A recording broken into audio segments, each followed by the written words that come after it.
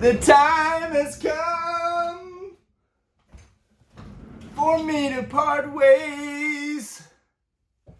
I'm selling my entire collection.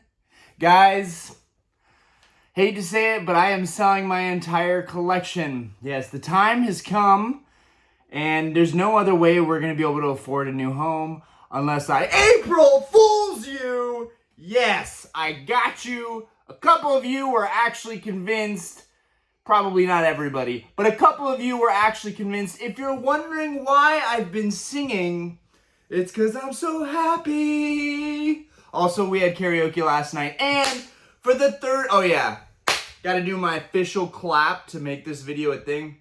For the third video, for the third karaoke we've done in a week, they've been successful. Guys, that's a really big deal for us over at Starlight on 22nd, the bar that I own, run, and operate.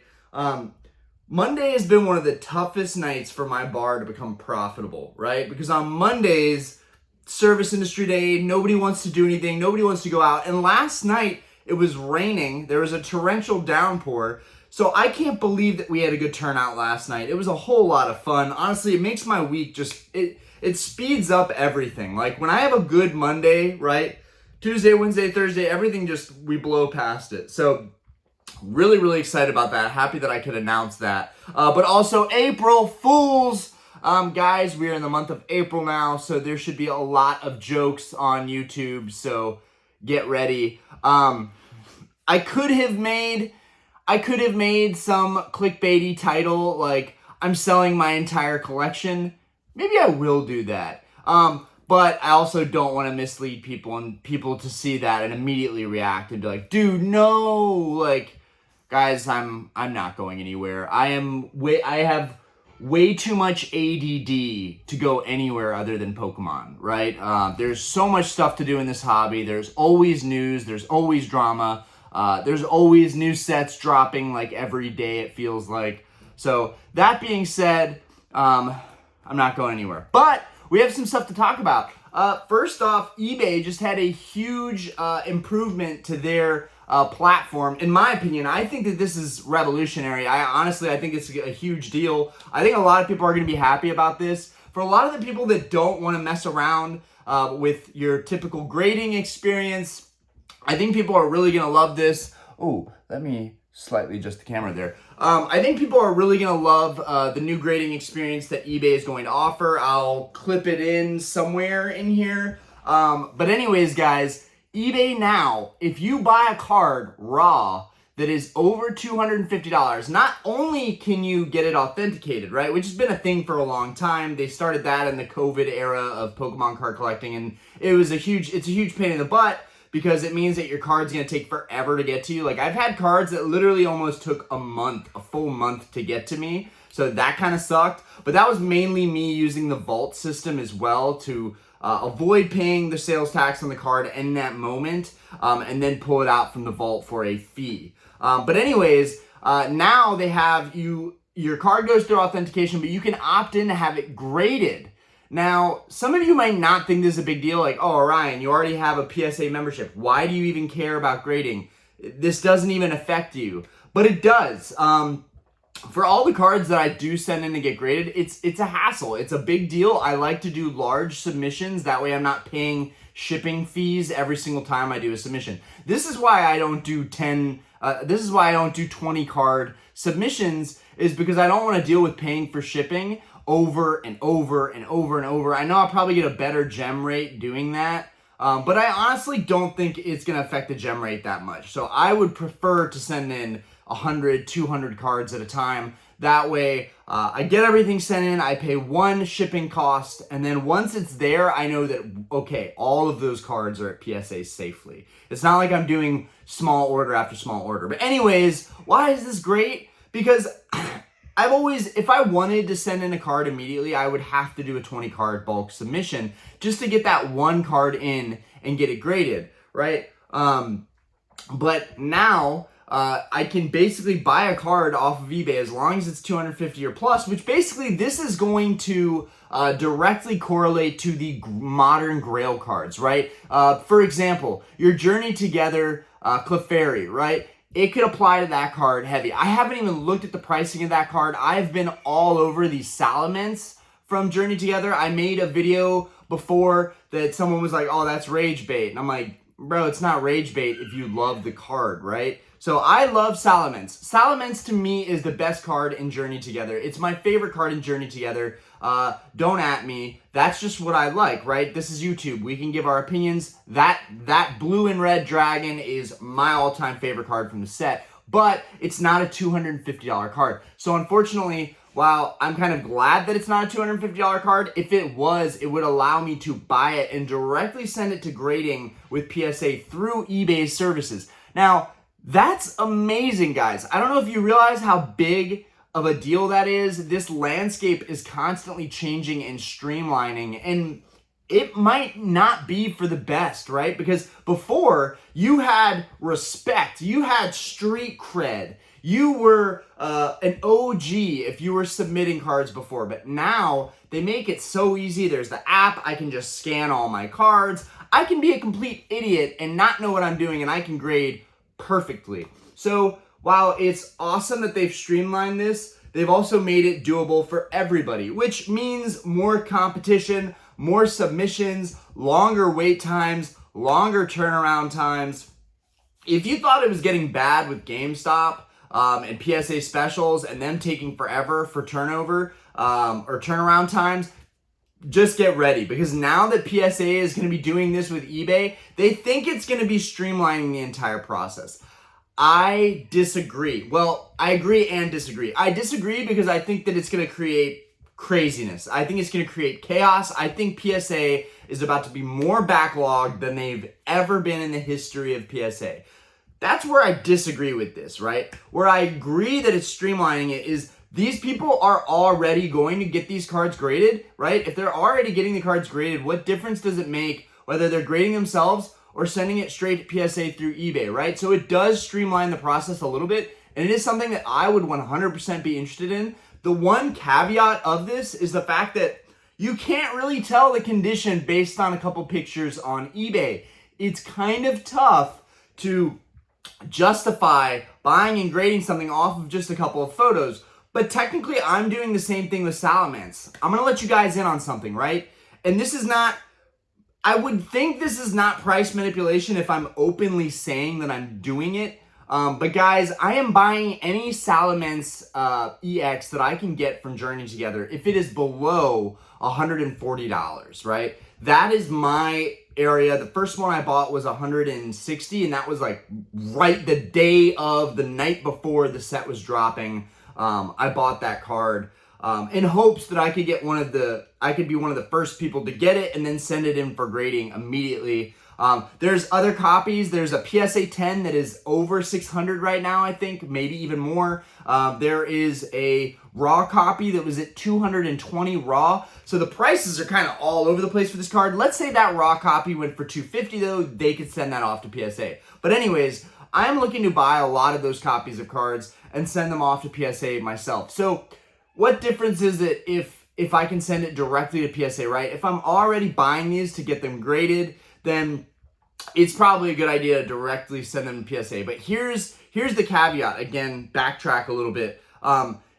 The thing is, if I buy all these Salamence EX, I can at least take the 10 Salamence that I've bought and I can look at them and I can compare each one, corners, surface, edges, the backside. Is it flawless? Is it clipped?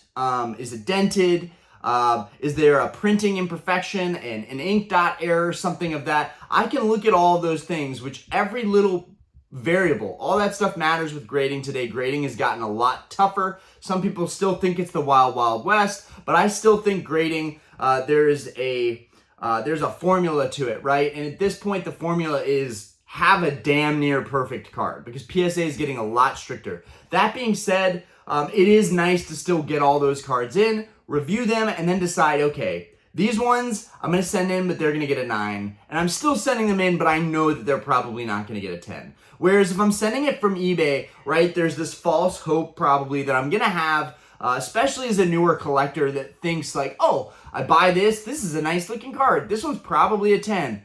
Oh man, I got an 8 on that. Like, I think this is going to humble a lot of people that are going to be buying cards and sending them off to get graded. I think PSA knows long term this will be a good solution to streamlining submissions and orders, but I think in the short term, this is a cash grab, right? PSA is doing a cash grab right now to streamline this process. So many people are about to submit directly from eBay, and they are going to get burned like a crispy piece of bacon, right? Not the kind that I like. I like it a little on the soft side. I like my bacon a little bit on the soft side.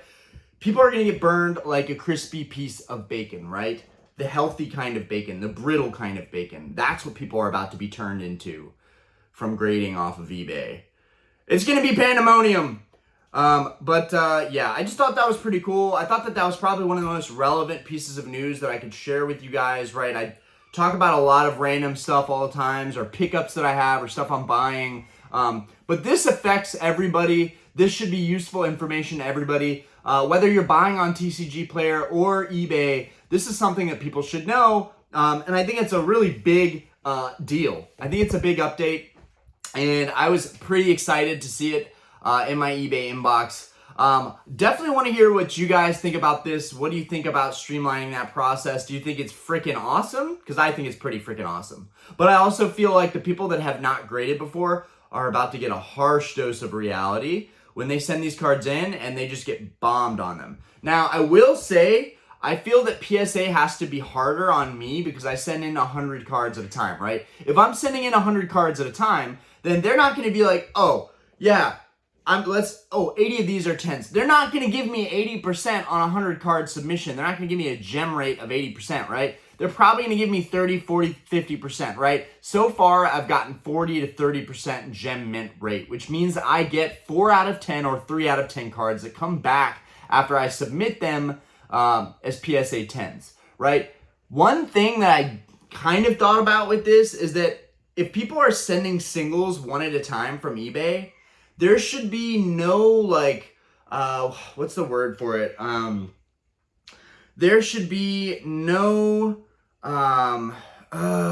advantage, right? There should be no advantage to sending bulk versus sending one at a time, but there will be an advantage. I do think that the people sending one at a time, I think that PSA is more likely to gem mint those cards that they're getting one at a time from eBay than they are a big bulk submission where they're like, we can't give all of these 10s. We're not just giving away free money, right? We're going to have to, some of these, we're going to have to give 8s and 9s because we don't have a choice. Like, we can't get, like, it has to be fair across the board, right? Or what they call is fair, right? I know a lot of people hate PSA because they feel like they're unfairly grading and just unsustainable and not consistent. And then there's people like me who just, we're ready to gamble, right? We're ready to throw the dice down and take a gamble, and I'm okay with that, right? I'm interested in seeing what they 10 and what they don't 10. And if I don't get a 10, half the time I've realized I can crack a card back to raw and it'll sell just the same. So there's really no like huge downside to grading, but it does cost a lot up front. And for people that don't want to spend a lot of money up front, but really want a certain card in a PSA 10, this whole eBay update would be great, right? You buy that one card. You're not trying to submit 20 cards you don't care about. You want to submit one. But I do feel like some people have mentioned that maybe the GameStop grading, maybe they got it easy a little bit. Some people are getting better grades back from GameStop. I know there's some people who can attest to that on this channel. But I also feel there's going to be a lot of people that are about to start jumping on this. And they're going to be saying, bro, whenever I submit directly from eBay, I get way better grades back, right? Because they're grading one card or they're grading a few cards, right? I think it's going to be much different when the grader only has a few cards to look at versus a ton of cards. The same reason that I loved GameStop's grading feature where you can grade one card if you want. They're not going to send it out until they have enough cards, but still, you can send in one single card. That should be a thing. People should be able to easily send in one card for grading. But yeah, PSA is about to get so backed up. That's going to be so crazy, guys. And let's go ahead and move into our next thing, because I can't remember if there were any other points I had to make about PSA grading. If there are more points, you guys feel free to drop a comment and let us know what those points should have been, why this is going to be revolutionary, why this is going to be the downfall of PSA, why you think this is a good idea, bad idea, etc. Okay, let's jump into the next thing.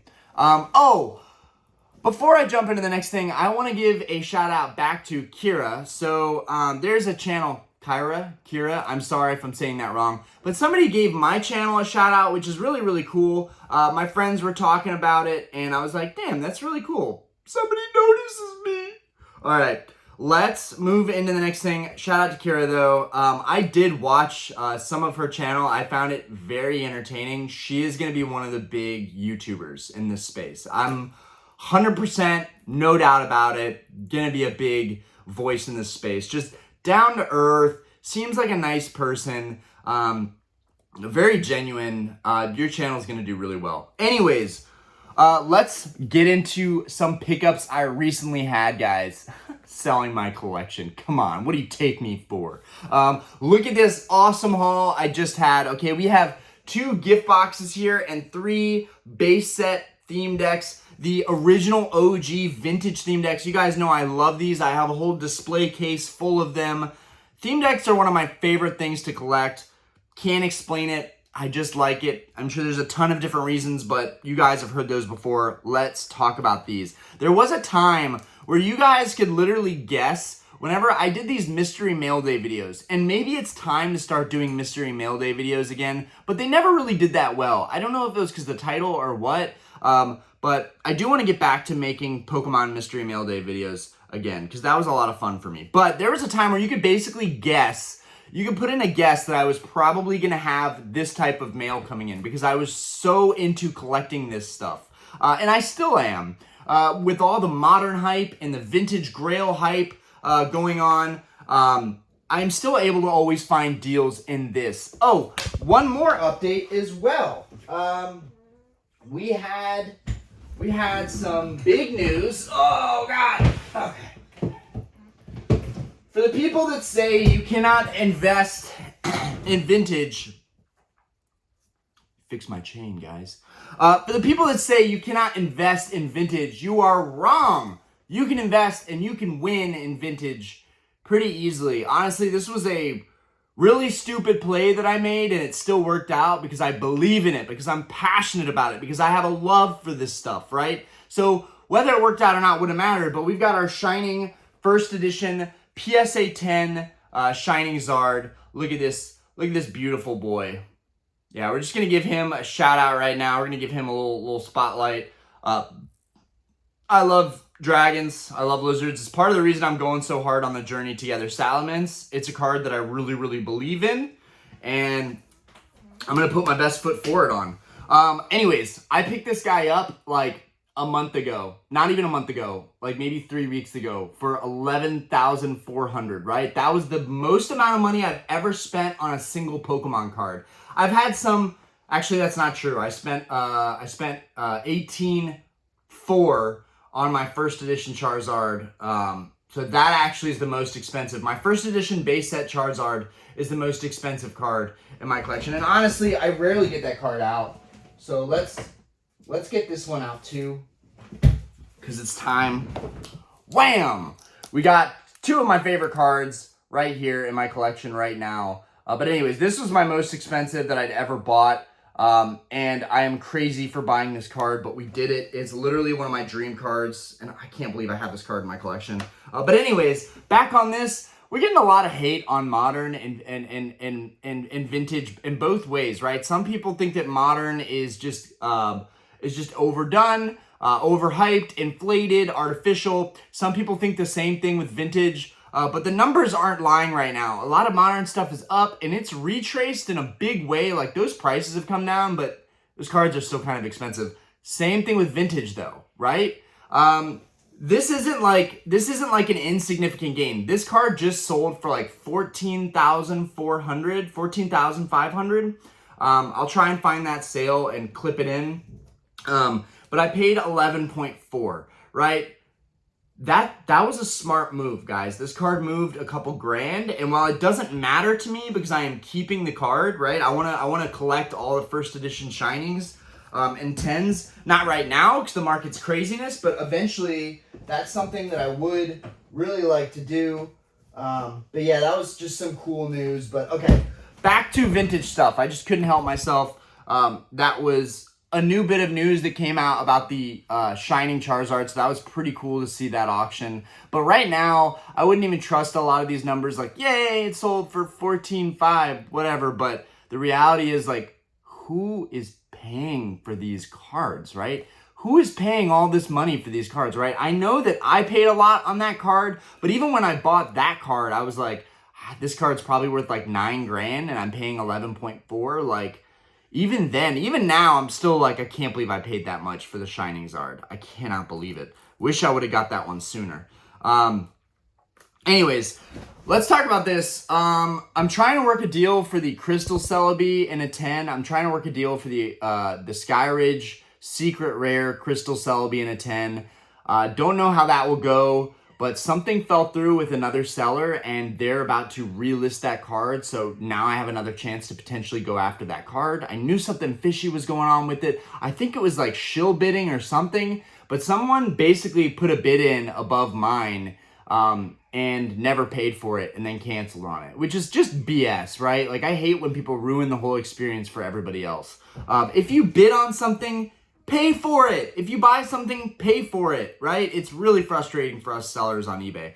But anyways, yeah, Crystal Celebi, I need a couple gold stars. Guys, we're so freaking close to completing some of my biggest goals ever in this hobby. And I'm really excited to take you guys on that journey. And hopefully we can do it. Honestly, without you guys, without the channel, there was like never really any reason to go after these cards, right? This is like something I could share with everybody and we could all just be in awe of these cards together, right? Anyways, let's go over some of these pickups. So I picked up all of this for a whopping $1,400. I know, Orion, what are you doing? You guys are saving for a house. You've got a family. You got to provide for. This stuff is crazy and you shouldn't have been buying it. But I'm going to be honest with you guys. This is some of my favorite stuff. Whenever I see this stuff for a deal, I cannot help myself, right? I'm always buying. I'm always adding this type of stuff to my collection. And, you know, people talk about buying at 70% or 60% as vendors and shops, or I'm paying 85% of whatever stuff. I don't want to tell people that I'm going to pay a fraction of what they want for stuff. I'm going to buy from people that don't want this stuff. That's who I want to buy from. If you've got stuff that you don't want and you're getting rid of, I'm the one who wants to buy it from you. So someone saw my eBay and YouTube, which is cool because the more you do videos, the more people start reaching out to you and you start making deals that you would have never made otherwise. Man, even a year ago, 2 years ago, I would have been happy to get this kind of deal. I'm telling you right now, this is a crazy deal. $1,400 for all this. Each gift box goes for around $1,000. So that's $2 grand right there. Each theme deck goes for around $300 right now in this market, right? In this market, right? Because normally in the hobby, these things, nobody wants them. They're like 150, 180 bucks. Nobody cares about these. But all of a sudden, even theme decks are going up in price, which is fine. I love to see it. I love to see some of my stuff is going up in value. But it does make it harder to collect it, which is, it's the double-edged sword of Pokemon card collecting. We love this stuff. We want to see it appreciate. We want to see it appreciate like a decent chunk. We don't want to see it appreciate so much that either we can't afford to ever get another, or if we sell, we don't know if we'll find another. But anyways, by today's standards, this was a really, really cool deal. Big shout out to Carrie, the old lady that hooked this up for me. Her kids had them in their closets. They did not want anything to do with Pokemon. She didn't want anything to do with them. She was happy to literally take like, guys, this sucks to admit, but she would have literally taken, she literally told me, she was like, I would have literally taken anything for these. Like, I could have bought these for $100 a box, but I came out swinging with what I thought was an amazing deal to me. which I think so many people get it wrong in this hobby about negotiations and making deals. It's called lowballing. It's like disrespectful. It's like, wow, dude, you're going to give me that offer? You're going to seek to rip me off? And it's like, no, I'm not seeking to rip you off. I'm seeking to tell you what I'm willing to pay for that. Like, I'm not telling you that you have to sell it to me at that price. I'm not saying that you're an idiot for not selling me at that price. But what I am saying is, hey, I love this stuff. I'm really passionate about it, but I'm only willing to pay you this much for it, right? And if you're willing to do that, I'll take it off your hands. So we settled at, there's some dirt and there's a tear on one of these gift boxes. So we settled at $450 for the gift boxes. I originally offered $600, but as I saw the condition of them, we adjusted that offer. They have the original Sears price sticker, which is really freaking cool if you ask me. But these come with 3 booster packs. You guys this is not new to you. I've talked about these many times. This is like my 10th copy at this point. I can't get enough of these gift boxes. Whenever I find them for a decent price, I buy them up. I think they're really cool. They come with a theme deck, a CD-ROM. They come with some advertising, promotional stuff. It comes with a little coin. It comes with 3 booster packs, which is really the biggest thing about these. In this one, in the Tempest one, which I've got my Tempest one up there, but in the Tempest one, you get a base set pack, a fossil, and a jungle, which is like, right? But in this one, you also get some fire stuff. You get Gym Challenge, Gym Heroes, or Team Rocket, and then base set 2. All of those are phenomenal sets. I think a lot of people would even argue that base set 2, Gym Challenge, Gym Heroes, and Rocket are actually a better lineup than base, jungle, and fossil. So not only are these cheaper than the Tempest gift boxes, but like the value is there. There's some really cool stuff. You could get a base 2 Charizard in here, right? You get, I mean, any base 2 holo looks sick. The Cosmo holo is ridiculous. You could get, you know, with Destined Rivals coming, right? Opening anything Team Rocket would be fire right now if you pulled anything good, right? Rocket's Blastoise, Dark Charizard. Bro, those are fire. So it would be dope to pull those. Anyways, I got $450 a box. You guys might not notice it initially. One of the boxes is torn, and they both have quite a bit of like dirt on them. The camera is making these look way cleaner though, which is great. But all of the ones that I have are in better condition than these, but it's still really cool to find these for that kind of deal. So $450 each, right? Guys, the packs alone are like $150 to $200 each. So the packs alone are probably worth $450 to $600. And then you have the theme deck on top, which is worth $200 to $300. So for me, anything under like $700 for these gift boxes is a good deal. And while you pretty much won't find that right now, when things calm down again and some grandma or someone finds, you know, this stuff in a closet and they don't want it anymore, I will be a buyer. I'll be looking for it. So really cool to have this stuff here. Technically, I have 6 booster packs in front of me, right? And what I love about these gift boxes is in this day and age, there are so many scam artists out there. There's so much fraud out there. There's so many people looking to rip other people off and do it in a nasty, nasty, grimy way. Reselling packs is rampant. It's probably happening with Modern at this point. It is happening with Modern at this point. But these factory seal boxes that I have several copies of that I can basically verify and authenticate every time I see them. And I look at the seal and I've gotten very, very good at knowing what a perfectly good Wizards of the Coast seal is. And you see the seal, I want you guys to look hard at that, right?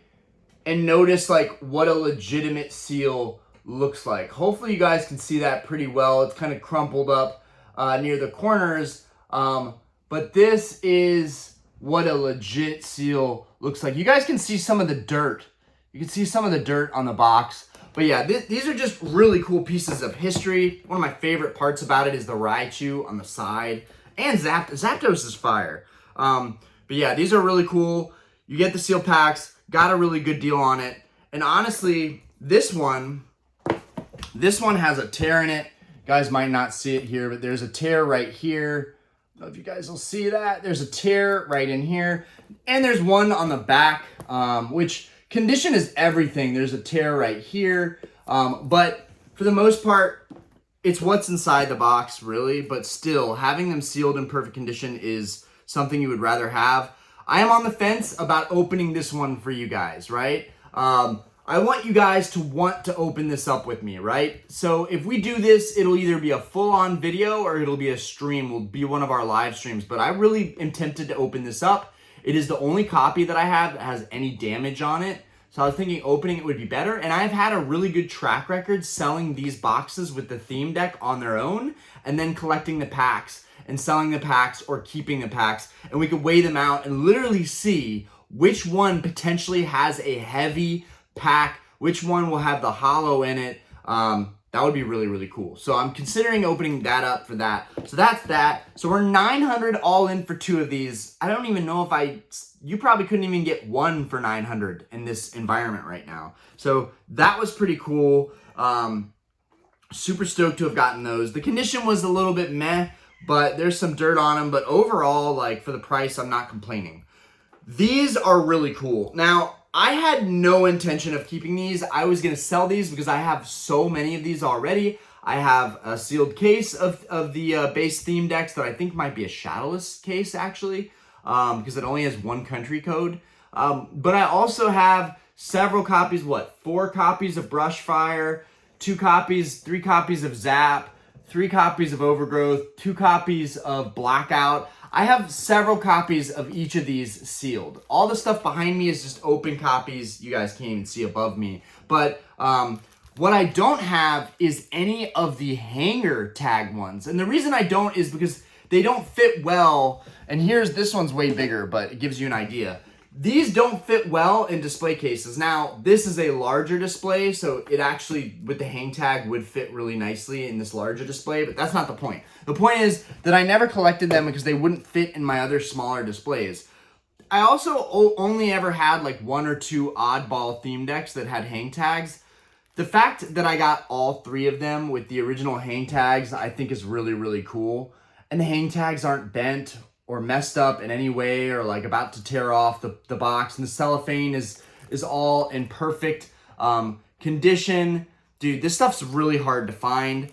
Now, it's said that they could be Shadowless. There are Shadowless variations, right? There's a possibility that the cards in here could be worth way more than the cards we think that are in here. But anyways, guys, I paid $500 all in on these 3 mint condition theme decks. Together, $1,400 total for this haul, but it was a really good haul. The price was so good on this stuff that basically there's no point to sell it. Yeah, I can make money on this stuff, but not everything is for sale. I have a really good income. I have a really good job, which allows me, thankfully, gratefully, we are super blessed and super lucky and fortunate to be able to buy this stuff and not have to sell it immediately. To add it to my collection of hoarding theme decks is really cool. So, God, I can't stop talking about these. They're so cool. All 3 are in impeccable condition. All 3 have the original hang tags and price stamps on the back, the stickers.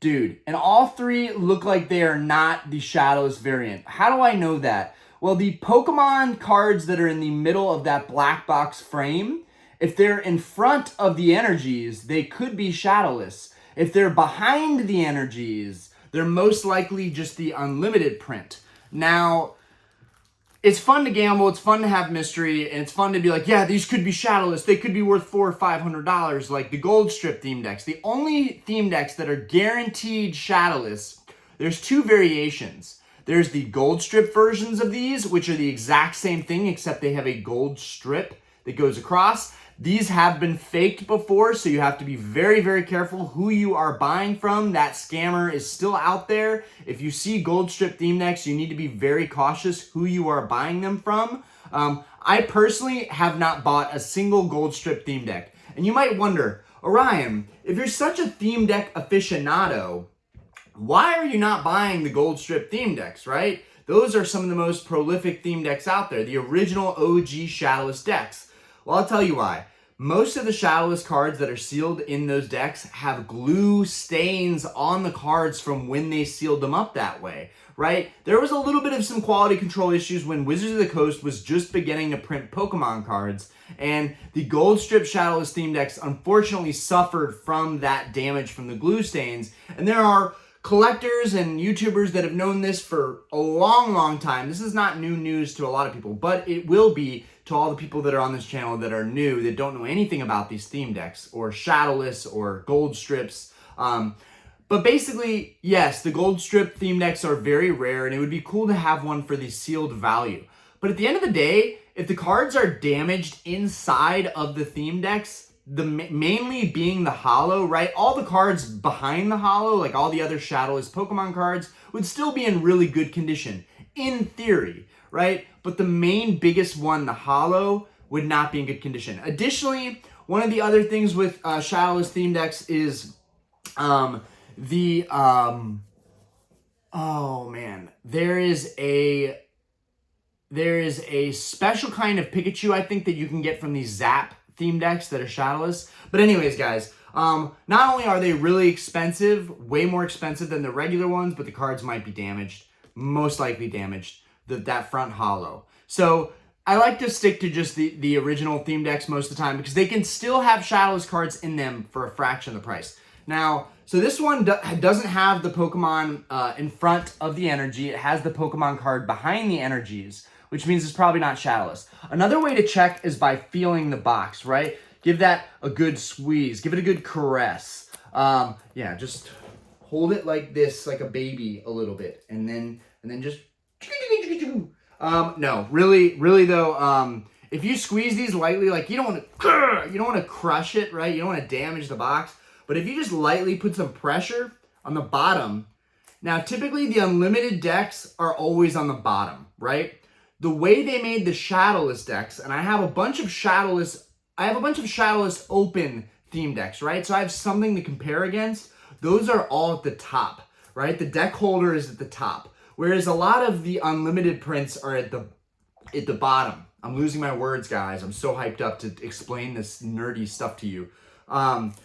What's cool about all three of these is that the decks are definitely placed at the top, which means there is a small sliver of a chance that these are Shadowless theme decks. But I don't even care about that. What I do care about is the fact that the conditions are impeccable. They have the original hang tags, the original price stickers, no tears, no rips.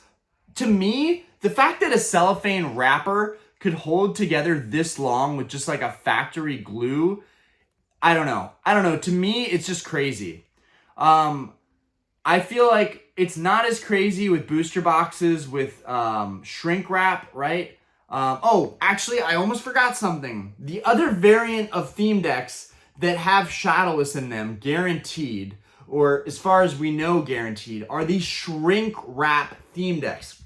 Basically, they're the theme decks that won't have a cellophane plastic, more of like, so cellophane's a little more brittle, whereas the shrink wrap is a lot more elastic, and if that's the way to put it, more flexible, more durable.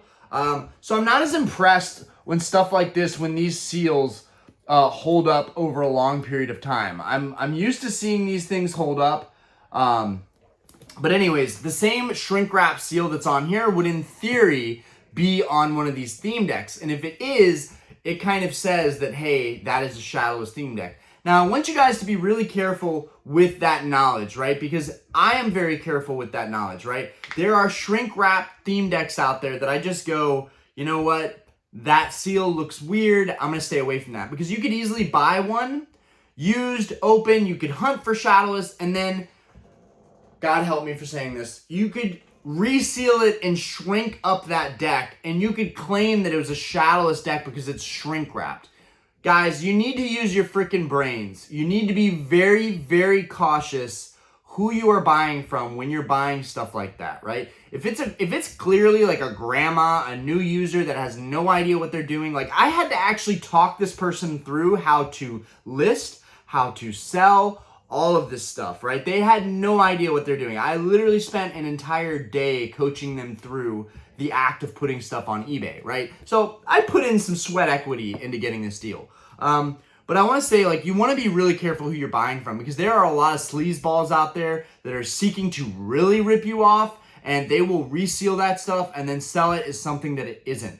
Now, the good thing about me and buying stuff from me is that everything that I sell is something that I would not buy unless I was collecting it myself. I am a collector first and foremost, which means when I'm looking at this stuff, if I'm not buying it to add to my collection, like if there's a flaw or something, or I have plenty of them, or the cost base is good, I might sell it. But for the most part, I'm authenticating all this stuff, right? I know real versus fake, real versus resealed. So whenever you're shopping, if you go onto my eBay, just know that my prices are higher than everybody else's. You are buying with a guarantee that what I'm selling you is the real deal. Same thing with these. These technically can literally just be repackaged and sealed back up. So you got to be really careful with who you're buying these from as well. It's really easy to be hopeful and to be like, oh yeah, that's totally legit, I'm sure. But you guys have to be careful out there with who you're buying from. Anyways, I ran out my time. We were going to go over all the stuff that I'm getting ready for another big submission. This would now become my 4th biggest submission. We're getting that submission together now. I wanted to go over all the cards that we were thinking of sending so far, but we'll go ahead and wait. I've got all those Salamence coming in, so we'll go ahead and wait. And then for Wednesday's stream, guys, that will be tomorrow night. Hopefully I can get the kids to sleep on time, but for Wednesday's stream, we will be opening Journey together. And we can go on a journey together. Opening Journey together. How about that, guys? How about that? Anyways, I'll see you guys Wednesday for that. That'll be a lot of fun. Hopefully I can pull a Salamence out of these packs. But I probably won't, which is why I've been buying them like crazy. And I don't care if I'm buying them a little bit higher.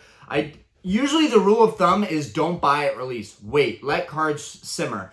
This isn't the normal environment anymore. I dare say market. This is a whole new environment in this hobby. And honestly, it pains me to say this, but I honestly think with a lot of these releases, you just have to be on the ball. You've got to buy these cards, some of them immediately. I'm not saying to do that every time. There are cards that are going to be way more expensive in the beginning. They're going to trickle down. But I honestly feel the Salamence, anywhere under 140 for me is a buy. I don't know if it will be for you guys. I know TCG had them at like 118. So maybe I'm overpaying right now, but for me, I would rather overpay and get the freshest, cleanest copies right when they were pulled and get a chance to send them in for grading soonest, than wait and get deals and get damaged cards. So just something to think about. Anyways, I'm gonna let you guys go. Thank you for watching. I had a lot of fun making this video. And again, it all goes back to being super passionate about some of the things that I collect. And a lot of this stuff takes up way less space than booster boxes and cases, and it weighs like nothing, and it's very easy to ship. So there's like this, to me, this is like a little mini booster box right here, right? And it weighs way less and it costs less to ship. And it appreciates kind of in a similar way. I love these. Anyways, peace out, guys. I did my rant. Whoop, whoop. All right, I'll see you guys on the next one.